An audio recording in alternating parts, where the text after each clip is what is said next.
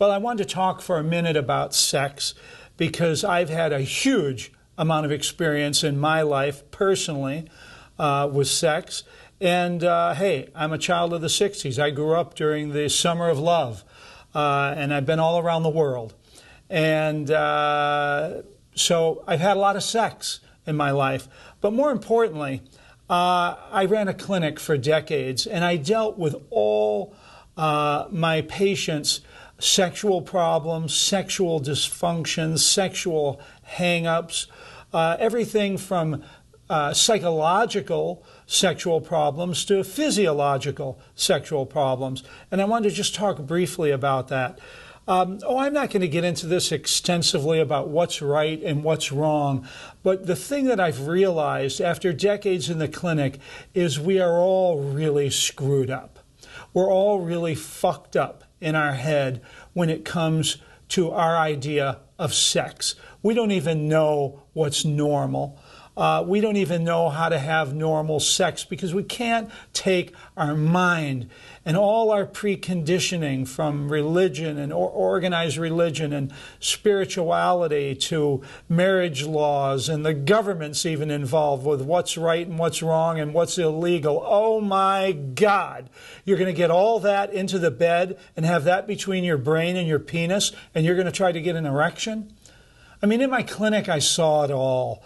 I can't tell you how many men that I had as patients that were completely dysfunctional sexually. They had erectile dysfunction. They could not get an erection with anything they tried, even with all the drugs of the time. They just didn't work. But I'm specifically talking about they were erectile dysfunctional when it came to their wife.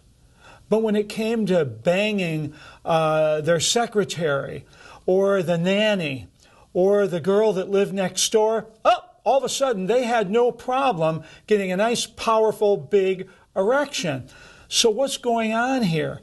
The reality is, and of course we've all seen the movies where people talk about, well, this is the night I take out my wife, and this is the night I take out my girlfriend, and then all the confusion between, do you make love to your wife? Do you fuck your girlfriend? What if I did that with my wife? Would she think I was dirty?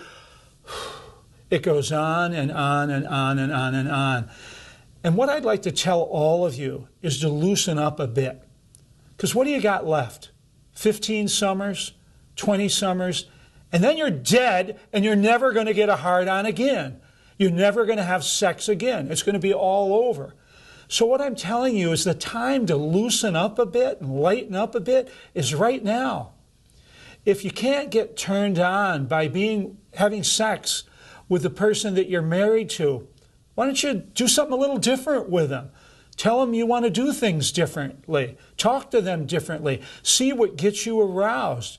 Because let's face it, we don't all want to eat the same food for breakfast, lunch, and dinner, day in and day out, 365 days a year.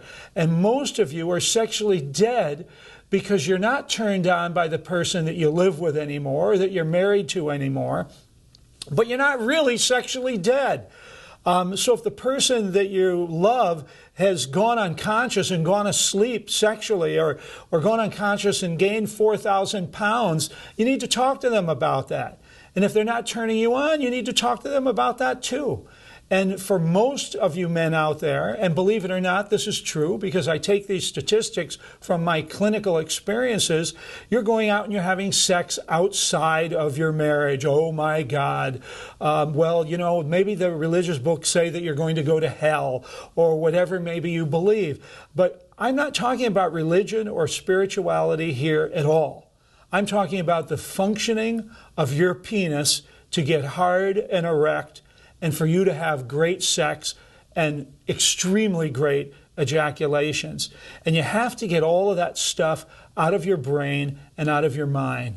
Now, some people are shocked when I talk like this. Some of my patients thought I wasn't religious or spiritual or didn't believe in God or was Satan's demon child or whatever, because I used the word penis, or I said the word fuck, or I talked about people having sex with someone besides their wife. But the bottom line is the vast majority of my patients, both male and female, were screwing somebody besides their husband or their wife. Why don't we just say we do it? but nobody's going to dare admit that one. No one's going to come out of the closet on that one. We talk about people that are gay or lesbian coming out of the closet. Everybody who's married is in the closet because the vast majority of people that are married are lying to their partner. They're going, oh, no, I don't want to do that. Oh, no, honey, I think she's ugly. Hey, let's face it, as guys, we're looking about every ass that walks by.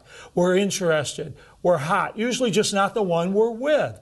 So I'm trying to talk to you about maybe you can make your life better with the one that you're with by talking about this a little more, or introducing something new into the bedroom. I'm not going to get into the details. Go to a sex shop, watch some sex videos, buy some sex toys, take my male shot, and boost up your sex life and have some fun. Lighten up a little bit, because if you don't, I'll tell you one thing right now, you are going to freaking regret it on your deathbed. Because on your deathbed, you start counting the amount of erections you had, the amount of great sex moments you've had, and you're going to regret not having more. So all I'm doing is telling you the truth, telling you to take my male shot, and telling you to have more sex. So get out there, have more sex, have some fun and laughs with your sex, lighten up a bit, and let's see, have more sex.